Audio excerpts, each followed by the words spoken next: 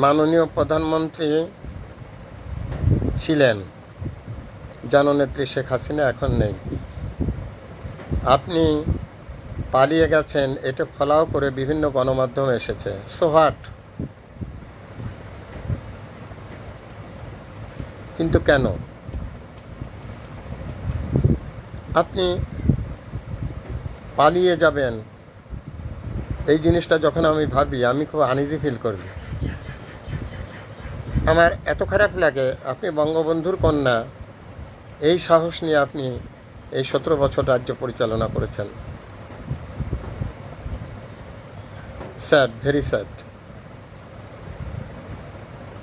আপনি পালিয়ে গেছেন, এইটাই এখন সমস্ত গণমাধ্যমে দেখা যাচ্ছে। আপনি না পালাতেন, আপনি হয়তো বাঁচতেন না, অথবা মরতেন, XYZ, অথবা বাঁচতেন, যাই হোক হতো, বিচারে আপনার যাই হোক হতো, কিন্তু আপনি পালিয়ে গেছেন। আপনি কখনো কি ভেবে দেখেছেন এটা কত ভীরু, কত কাপুরুষের কাজ হয়েছে? আমার এখানে একটা প্রশ্ন থেকে যায়, আমাদের দেশে এই 53 বছরে এমন রাজনৈতিক চর্চা কেন হলো না যে একটা দল যখন জনগণ তাকে চায় না, ভালো কথা, সে পদত্যাগ করবে, কিন্তু তাকে পালিয়ে যেতে হবে। এই যে পালিয়ে যাওয়া অথবা বিদেশ থাকার যে সাংস্কৃতিক কৃষ্টি কালচার, এই কালচারের এবার পরিবর্তন হওয়া উচিত বলে আমি মনে করি। নাগরিক অধিকার থেকে আমি কথাগুলো বলছি।